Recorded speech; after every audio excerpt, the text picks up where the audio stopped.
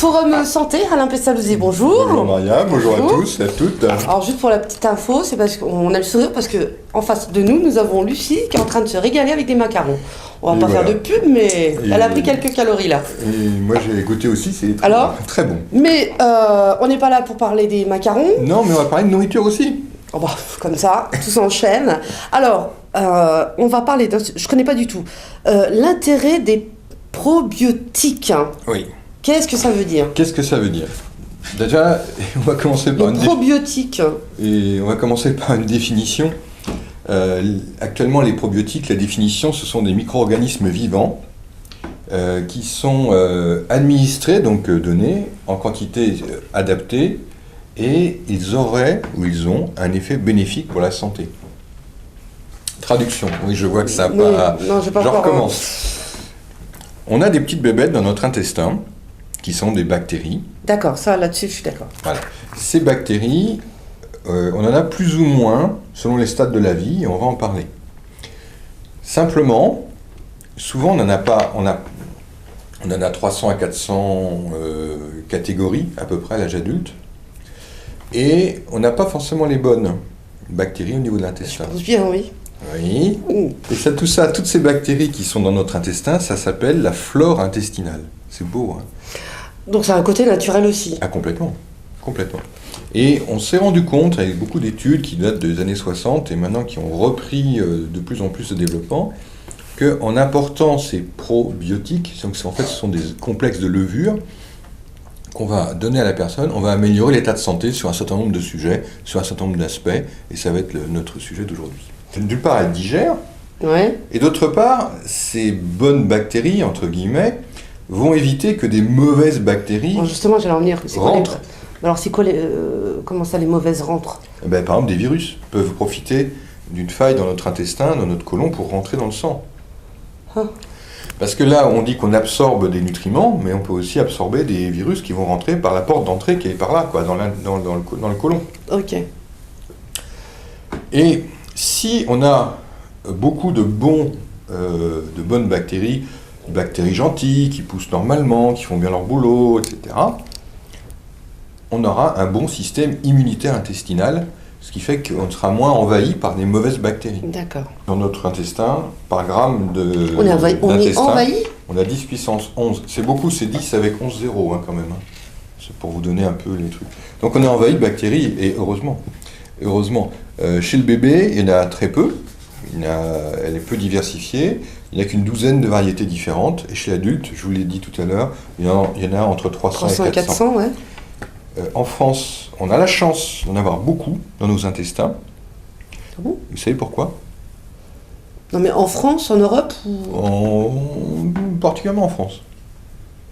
Les légumes, je sais rien. Parce qu'on mange beaucoup de fromage en France. Ah. Et les fromages avec les croûtes, les fromages qui sont des fromages frais, pas les croûtes à pâte cuite, pas les gruyères, pas tout ça, mais les mentales, mais tout ce qui est camembert, roquefort, tout ça, contient des bactéries qui sont des bonnes bactéries et qui vont faire que notre intestin va bien fonctionner. Donc l'intérêt de ces probiotiques qu'on va trouver de plus en plus, donc que vous allez trouver en pharmacie, dans des petites gélules, dans des poudres, vous allez les retrouver dans des laits qui sont marqués, on le voit sur les bébés. Les bébés, c'est lait enrichi en bifidus ou lait ou en lactofidus, etc. Ça, ce sont des compléments parce qu'on sait que ça va augmenter la qualité de la digestion chez le bébé, donc la flore intestinale chez le bébé. Et donc l'autre fonction des probiotiques, c'est de protéger donc l'épithélium, c'est-à-dire l'épithélium de l'intestin. Et ça favorise le renouvellement des cellules de l'épithélium par des phénomènes de contact et ça permet aussi de dépolluer le côlon. On s'est rendu compte qu'en donnant donc ces fameuses probiotiques, on peut chez l'enfant diminuer la sévérité de certains eczémas qu'on appelle la dermatite atopique chez les enfants, l'eczéma du nourrisson ou du bébé. Il y a une étude qui a montré, alors c'est vraiment un groupe témoin, un groupe placebo, enfin bref, et on donne des probiotiques à une partie de ces bébés qui ont donc de l'eczéma. Et on voit que les bébés qui ont de l'eczéma qu'on a traité avec des probiotiques voient au bout de 5 semaines l'amélioration de leur état, et 12 semaines après, cette amélioration qui persiste. On sait aussi, et ça c'était redémontré très régulièrement, qu'il y a des tas de gens qui auraient besoin qu'on rajoute des probiotiques dans leur alimentation. Alors, je cite, donc tous les sujets âgés, déjà ça fait un paquet. D'accord, ouais. Les femmes qui mangent mal ou peu, qui se font des régimes, donc dans le cadre de régimes hypocaloriques, ça c'est bien de rajouter. D'accord. Toutes les personnes qui ont des colopathies fonctionnelles, qui ont en gros traduction, qui ont mal au ventre régulièrement. Donc là, il faut mettre des probiotiques. En vrai traitement, c'est très intéressant, ça limite les ballonnements, les transits irréguliers, etc. D'accord. Y compris chez les gens constipés. L'alternance constipation-diarrhée peut être traitée par des probiotiques. Tous les gens qui ont des grandes maladies inflammatoires chroniques ou des pathologies évidemment de l'intestin, ça c'est bien. Mais aussi, et ça c'est nouveau, on ne savait pas autant, les gens qui ont été soumis à des antibiotiques, ça on le sait, mais surtout les gens qui sont immunodéprimés ou sous chimiothérapie. Des gens sous sida ou qui ont des chimiothérapies anticancéreuses. C'est très intéressant de mettre des probiotiques. D'accord. Parce que en fait, le taux normal diminue et avec ça, on va aider l'organisme à mieux se défendre. Le rendez-vous Forum Santé, un site, Alain. Oui, forumsanté.com et ensuite vous cliquez.